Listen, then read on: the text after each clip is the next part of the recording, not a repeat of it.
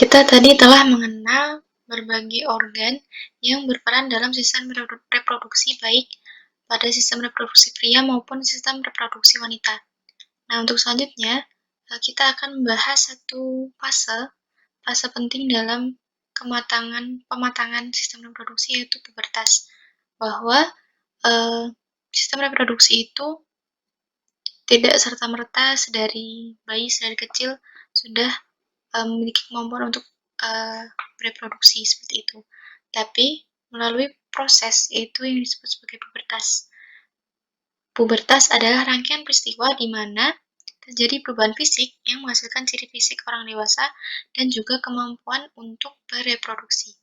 Biasanya perubahan ini terjadi secara berurutan selama masa pubertas yang nantinya akan menghasilkan kematangan seksual.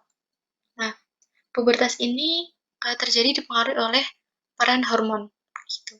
Nah, dimulai dengan ketika hipotalamus atau wilayah otak yang mengatur kelenjar pituitari mulai mengeluarkan sinyal kimiawi yang disebut hormon pelepas gonadotropin. Nah, kelenjar pituitari itu merespons sinyal ini dengan melepaskan hormon yang disebut tadi gonadotropin. Kemudian akan merangsang pertumbuhan kelenjar seks testis pada laki-laki dan ovarium pada perempuan. Nah, kelenjar seks ini akan mengeluarkan hormon seks seperti testosteron atau estrogen yang akan menyebabkan pubertas. Nah, pubertas pada laki-laki, pada anak laki-laki biasanya dimulai antara usia 10 dan 15 tahun, sedangkan pada anak perempuan pubertas biasanya dimulai antara usia 8 tahun dan 13 tahun. Nah, di sini kita bisa melihat di sini adalah tahun umur kira-kira dimulainya proses pubertas, mulai dari pada perempuan, girls, kayak gitu, mulai dari 8 tahun mungkin nanti ada perkembangan payudara, kemudian ada rambut pubis, kemudian pertama menstruasi atau menarche kayak gitu, dan lain sebagainya. Pun dengan laki-laki yang dimulai tadi sekitar usia 10 sampai dengan 14 pemulaiannya kayak gitu. Mulai dari pemanjangan penis, kemudian tumbuhnya rambut di pubis kayak gitu.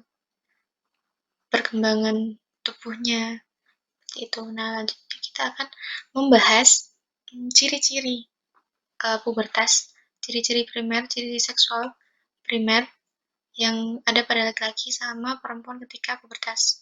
Ciri-ciri primernya ketika pubertas seperti itu, laki-laki nanti untuk menunjukkan atau sebagai pertanda kematangan seksual yaitu dengan mengalami mimpi basah spermarse gitu. Kemudian nanti juga dilihat dengan organ reproduksi itu sudah mampu menghasilkan sperma dengan tadi adanya peristiwa mimpi basah, pengeluaran ejakulasi sperma pertama kayak gitu. Kemudian ciri-ciri sekunder yang bisa dilihat dari perkembangan tubuhnya misalkan adalah tumbuh kumis dan jenggot pada wajah, kemudian jakun mulai tampak membesar pada laki-laki ini, kemudian suara mulai agak berat dan besar, nanti akan ada perubahan suara dari anak-anak ke masa pubertas dan menuju dewasa. Kemudian tumbuh rambut di beberapa area tubuh tertentu seperti di ketiak, kaki, dada, dan organ kelamin. Nah, kemudian bahu semakin terlihat semakin bidang dan lebar, kemudian bisa juga ditandai dengan munculnya jerawat pada wajah, terus kemudian ada tubuh lebih cepat tinggi dan juga membesar. Ketika masa-masa pubertas memang pertumbuhan laki-laki ini sangat pesat seperti itu. Kemudian ada juga ciri sekunder yaitu otot tubuh mulai terbentuk. Nah, selanjutnya ciri-ciri pada perempuan, ciri primernya yaitu mengalami haid atau menstruasi pertama, menarche tadi. Haid pertama, kemudian organ reproduksi mengalami ovulasi atau dapat menghasilkan ovum. Ovum sudah siap untuk dibuahi seperti itu.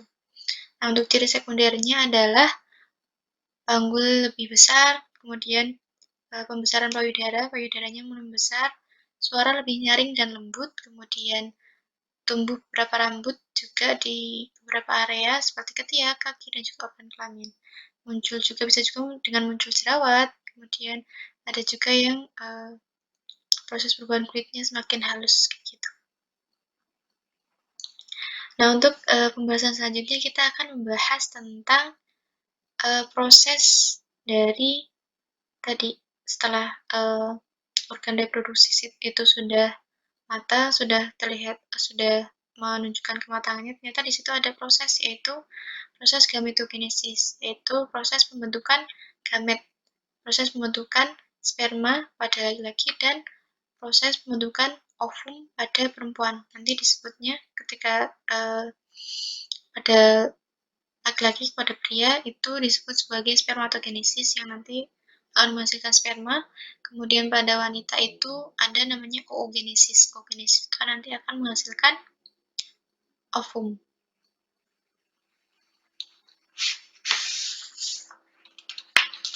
Nah, pada laki-laki tempat terjadinya gametogenesis. Gametogenesisnya atau yang disebut spermatogenesis itu tadi kita sudah bahas di bagian awal ya, bagian organ-organnya. Kita punya yang namanya nanti ada sebenarnya testis. Di testis, di dalam testis itu ada saluran-saluran yang namanya tubulus seminiferus. Nah, di tubulus seminiferus inilah pada jaringan basalnya tubulus seminiferus di sini nanti akan ada sel-sel germinal atau sel-sel induk dari sperma yang nantinya akan berkembang dan menghasilkan sperma. Nah, spermatogenesis merupakan proses pembentukan spermatozoa dari sel germinal atau spermatogonium. Sel germinal tadi adalah sel induk yang terjadi di tubuh seminiferus. Nah, spermatogenesis yang sempurna dicapai pada sebagian besar laki-laki pada umur 16 tahun, kira-kira seperti itu. Dan kemudian akan berlangsung seumur hidup. Jadi seumur hidup laki-laki itu bisa menghasilkan sperma, meskipun dalam penelitian baru-baru pada penelitian yang sudah dilakukan laki-laki itu akan mengalami penurunan produksi sperma pada usia tertentu, sekitar di atas 40 tahun nanti sudah mulai mengalami penurunan sedikit demi sedikit dari produksi sperma.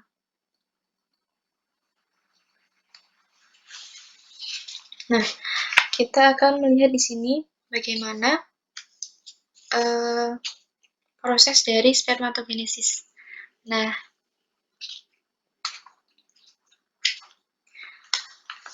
proses pembentukan dan pemasakan spermatozoa tadi ya, namanya spermatogenesis, terjadi di tadi tubulus seminiferus, kemudian merupakan proses pematangan ya, pematangan dari sel-sel yang awalnya sel-sel germinal atau sel-sel dari sel induknya nanti akan berdiferensiasi menjadi sperma yang sudah siap untuk digunakan, seperti itu.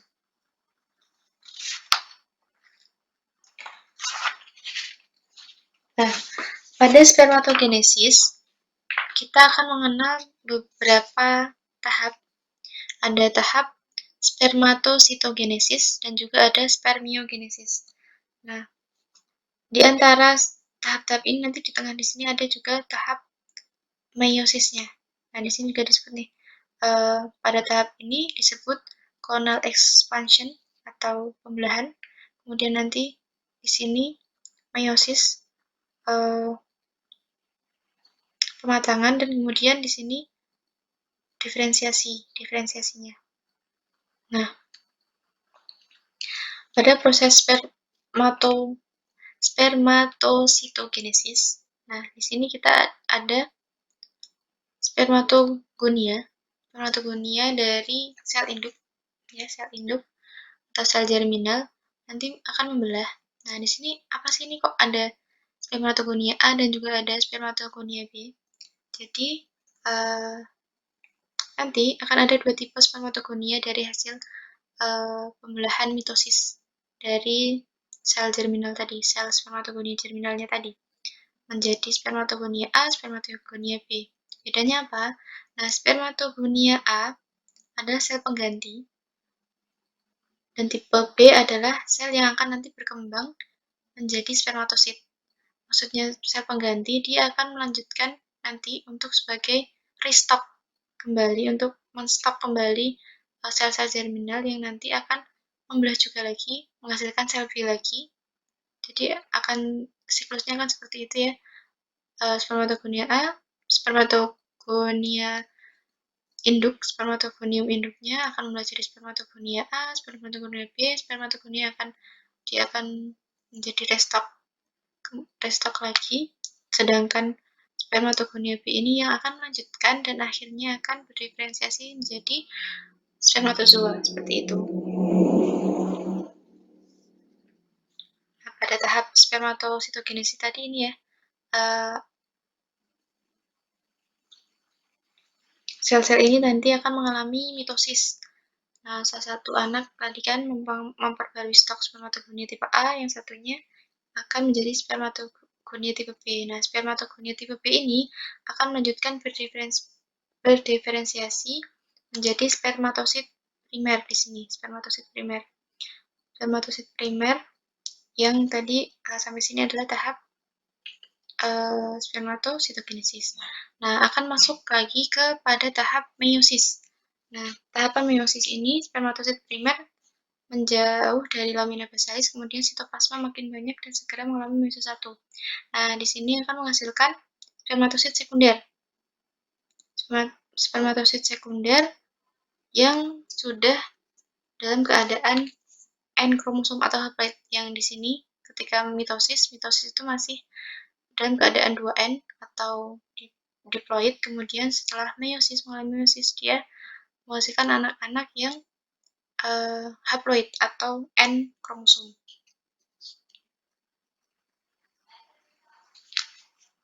Kemudian setelah menghasilkan tadi 4 spermatosit sekunder, kemudian menghasilkan 4 spermatid yang masing-masing N atau haploid, kemudian nanti akan masuk pada tahap spermiogenesis, merupakan transformasi spermatid menjadi spermatozoa yang meliputi 4 fase. Itu adalah nanti fase Golgi, fase tutup, fase akrosom, dan fase pematangan. Nah, hasil akhirnya di sini nanti akan berupa spermatozoa yang sudah siap untuk digunakan. Seperti itu.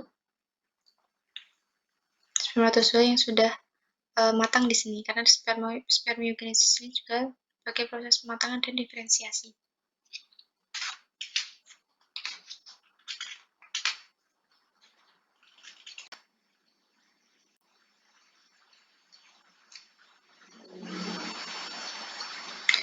Nah, tadi kita sudah membahas bagaimana pembentukan atau proses spermatogenesis sehingga menghasilkan sperma. Di sini kita akan melihat struktur dari sperma. Sperma memiliki kepala yang disebut sebagai akrosom di sini. Kepala yang dilindungi oleh akrosom, nomor 1 akrosom, kemudian ada membran plasmanya, kemudian di dalam kepalanya nanti ada nukleus, terus kemudian ada sentriol, ada di sini ada mitokondria yang sebagai penghasil energi dari sperma untuk bergerak kayak gitu. Kemudian ada terminal disc, terus kemudian ada bagian filamen aksial. Nah, ada kepala, bagian tengah, ekor, dan bagian ujungnya. Nah, tadi spermatogenesis itu melibatkan yang pertama ada spermatogonium atau sel induknya, spermatozoanya, sel induk spermatozoa yang merupakan penghasil sperma tadi yang akan berdiferensiasi, akan mengalami mitosis menjadi spermatogonia tipe A dan tipe B. Kemudian ada sel Sertoli.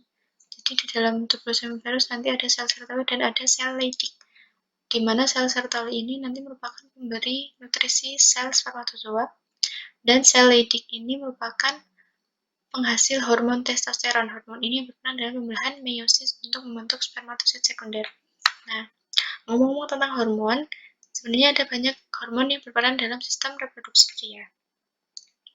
Yang pertama ada LH atau luteinizing hormon, berfungsi merangsang sel Leydig untuk menghasilkan hormon testosteron. Kemudian ada FSH, follicle stimulating hormone, yang merangsang sel Sertoli untuk menghasilkan ABP atau androgen binding protein ABP ini nanti akan merangsang spermatogonim untuk memulai spermatogenesis.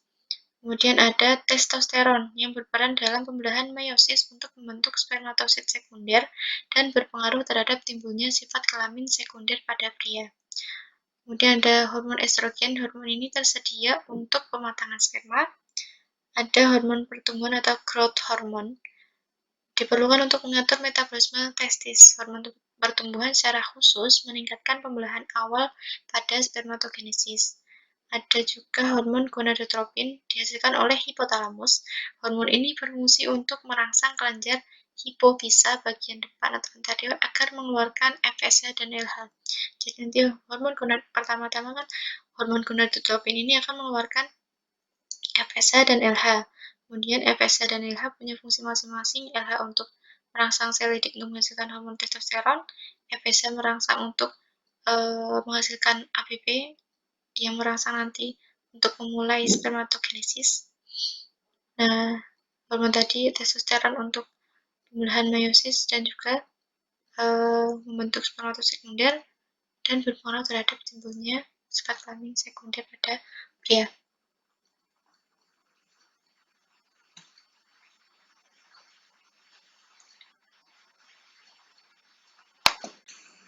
Selanjutnya kita akan membahas tentang bagaimana proses pembentukan dari ovum. Proses ini disebut sebagai proses oogenesis. Organ kelamin wanita berfungsi menghasilkan ovum atau sel telur. Sel telur ini terbentuk melalui oogenesis yang terjadi di dalam ovarium. Oogenesis terjadi melalui 3 tahap, yaitu tahap penggandaan, tahap pertumbuhan, dan tahap pematangan. Tahap pertama, yaitu tahap penggandaan, terjadi pada ovarium janin ketika masih dalam kandungan.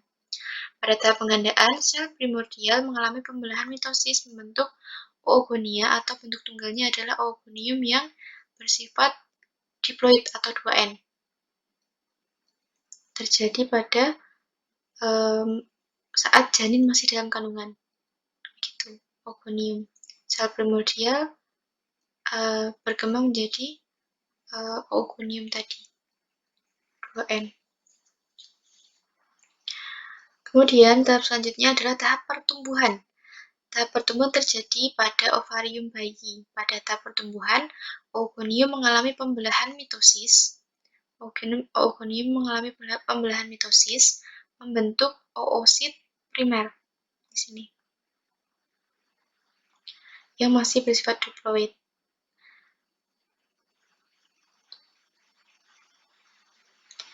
Oosit primer akan berada dalam masa dorman atau istirahat sampai anak perempuan mengalami masa puber. Nah, lanjut kepada tahap yang selanjutnya, yaitu tahap pematangan yang dimulai pada masa puber. Pada masa puber terjadi perubahan hormonal dalam tubuh anak perempuan. Perubahan tersebut mengakibatkan oosit primer nanti akan mengalami pembelahan meiosis 1. Oosit primer mengalami pembelahan meiosis 1 menghasilkan oosit sekunder dan juga badan polar 1 yang nanti di sini sudah bersifat N atau haploid. Nah, sampai di sini oosit sekunder nanti akan berhenti mengalami pembelahan saat ovulasi. Pembelahan meiosis 2 kemudian dilanjutkan setelah sel telur mengalami fertilisasi. Jadi meiosis 2 nanti dilanjutkan ketika sudah terjadi fertilisasi. Jadi tadi oosit sekunder nanti akan dilepaskan oleh ovarium yang disebut sebagai nanti proses yang namanya ovulasi. Nah, setelah ovulasi, dia ketika ovulasi berhenti pembelahannya, kemudian akan dilanjutkan pembelahan meiosis ketika sudah terfertilisasi oleh sperma. Ketika sel ovum dan sperma bertemu dan terjadilah fertilisasi.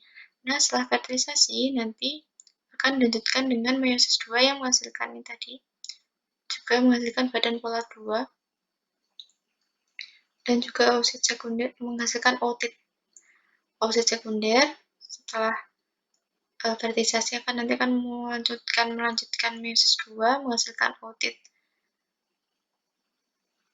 yang bersifat haploid, kemudian juga badan polar. Nah, badan polar ini nantinya akan mengalami degenerasi. Seperti itu. Nah, bisa dilihat di sini, ini adalah penampang ovarium, di mana terlihat bagaimana step-step perkembangan dari oosit primer, kemudian nanti akan berkembang yang akhirnya menjadi oosit sekunder yang siap dilepaskan, siap diovolasikan, seperti itu. Nah, struktur sel ovum. Ovum memiliki struktur yang dapat kita lihat di sini, skemanya seperti ini. Bagian-bagiannya mulai dari bagian pertama, yaitu corona radiata, merupakan lapisan pelindung ovum terluar yang mengandung hyaluronid, lapisan paling luar. Kemudian bagian kedua yaitu zona pellucida, yang merupakan lapisan pelindung ovum tengah yang tebal yang mengandung glikoprotein. Di sini ya, bagian tengah di sini. Glikoprotein berjejer. Kemudian ada membran ketiga, membran vitellina, merupakan lapisan pelindung ovum paling dalam yang transparan. Di sini terlihat transparan. Kemudian bagian keempat yaitu protein kuning telur atau sitoplasma. Kemudian ada bagian kelima yaitu nukleus, yang di sini mengandung materi genetik berupa N kromosom atau haploid di sini. Dan bagian keenam adalah polosit atau badan polar yang dihasilkan dari oogenesis yang nantinya akan terdegenerasi.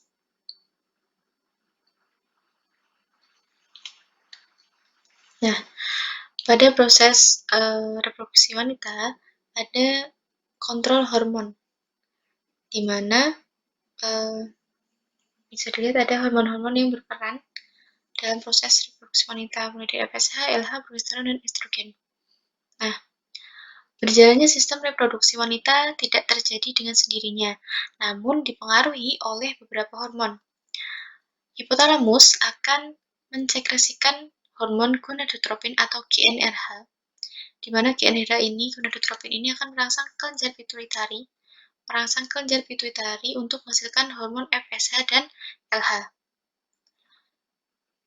Nah, hormon FSH akan merangsang pertumbuhan dan pematangan folikel di dalam ovarium. Pematangan folikel ini merangsang kelenjar ovarium mensekresikan hormon estrogen. Hormon estrogen berfungsi untuk membantu pembentukan kelamin sekunder seperti tumbuhnya payudara, panggul membesar, dan ciri lainnya. Selain itu, estrogen juga membantu pertumbuhan lapisan endometrium pada dinding ovarium. Pertumbuhan dinding endometrium memberikan tanda pada kelenjar pituitari agar menghentikan sekresi hormon FSH dan berganti dengan sekresi hormon LH. Oleh stimulasi hormon LH, folikel yang sudah matang pecah menjadi korpus luteum. Nah, di sini, gambar di sini. Nah, folikel yang sudah matang pecah, mengeluarkan yang akan mensekresikan ovum, dan folikel ini nanti akan berkembang menjadi folikel yang pecah akan berkembang menjadi korpus luteum. Korpus luteum yang terbentuk segera mensekresikan hormon progesteron. Nah, hormon progesteron berfungsi menjaga pertumbuhan endometrium seperti pembesaran pembuluh darah dan pertumbuhan kelenjar endometrium yang mensekresikan cairan penutrisi. Nah, apabila ovum pada uterus tidak dibuahi, hormon estrogen akan berhenti. Berikutnya, sekresi hormon LH oleh kelenjar pituitari juga berhenti. Akibatnya, korpus luteum tidak bisa melangsungkan sekresi hormon progesteron. Oleh karena itu, hormon progesteron tidak ada. Dinding rahim sedikit demi sedikit meluruh bersama plasma darah. Nah, darah ini akan keluar dari tubuh dan yang biasa kita namakan dengan siklus menstruasi yang akan kita bahas di pembahasan selanjutnya. Nah, ini adalah hormon-hormon yang berperan pada sistem reproduksi wanita.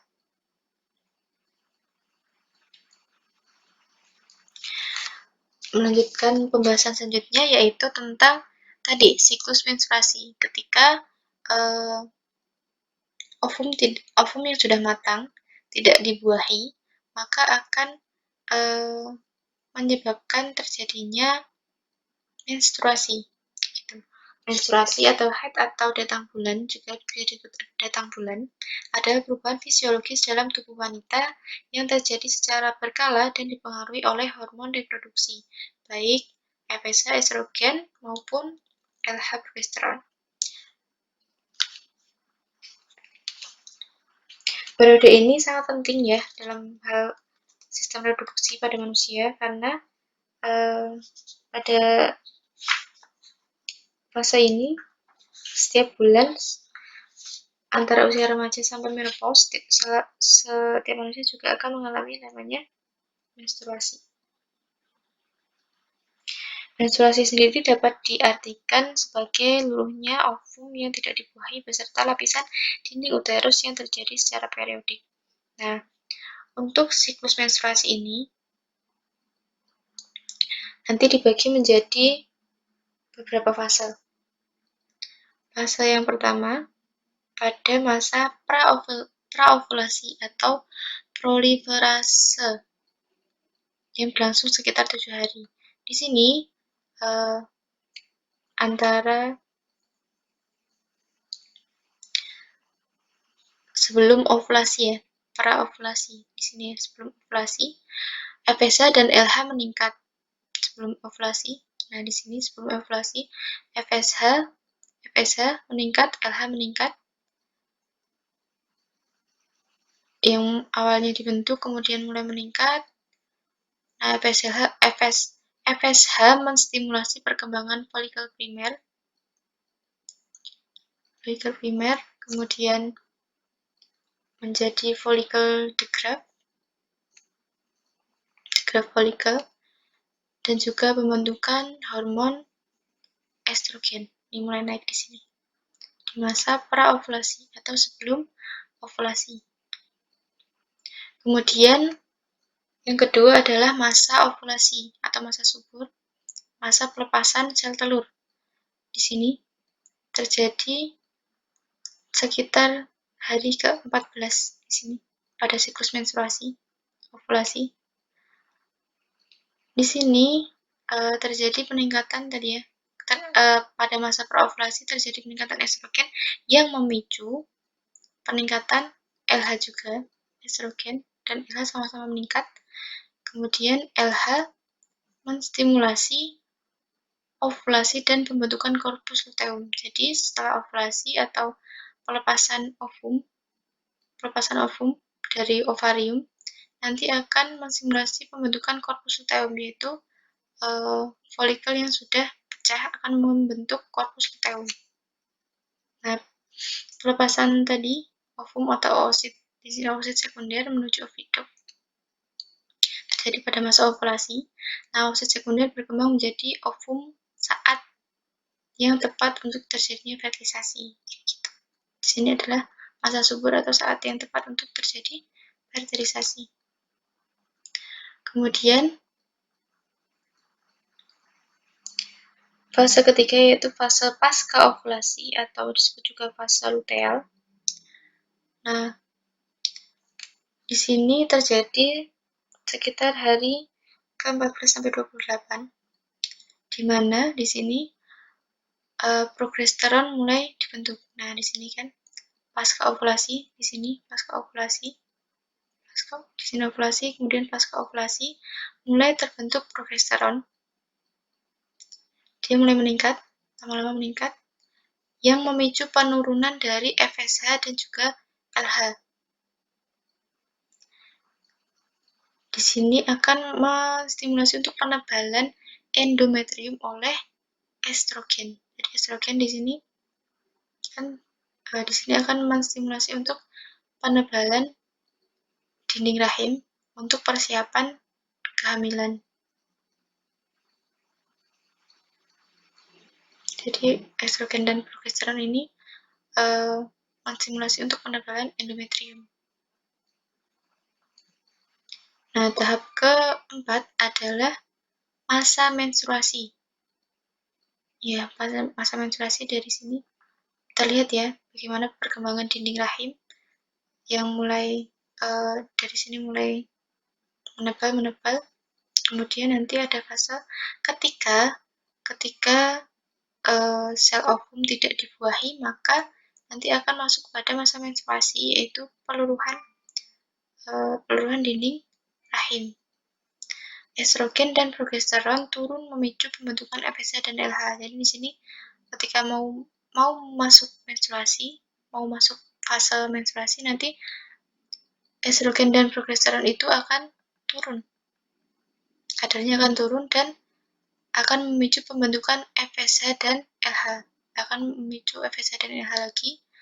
Nah, disinilah terjadinya peluruhan endometrium dan ovum yang tidak dibuahi.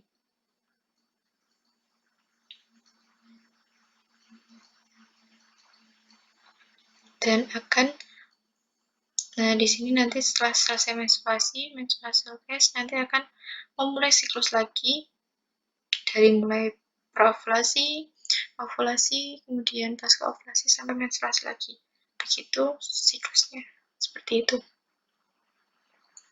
Pada siklus yang normal terjadi sekitar 28 hari, 28 sampai 30-an hari.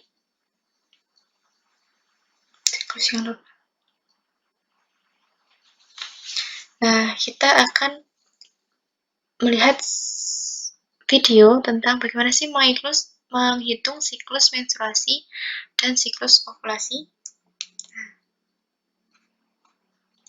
baik, kita akan melihat videonya ya.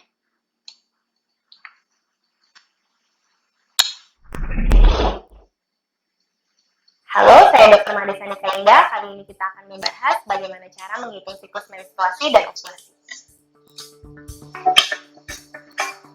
Siklus menstruasi itu kita hitung biasanya dari hari pertama menstruasi, kemudian sampai hari pertama selanjutnya, bulan selanjutnya kalau menstruasi. Nah, itu namanya satu siklus menstruasi. Menstruasi itu sendiri adalah perdarahan yang terjadi akibat peluruhan dari dinding rahim kamu yang biasanya terjadi itu karena hormonal, ada hormon estrogen dan progesteron yang bekerja di sana. Jadi biasanya pada wanita memang wajib untuk mengetahui siklus menstruasi mereka sendiri. Karena dari siklus menstruasi kita bisa mengetahui apakah menstruasi kita normal atau tidak. Apabila tidak normal biasanya disebabkan oleh beberapa penyakit, misalkan PCOS, polycystic ovarian syndrome, kemudian ada kista, ada miom, atau bahkan ada kanker.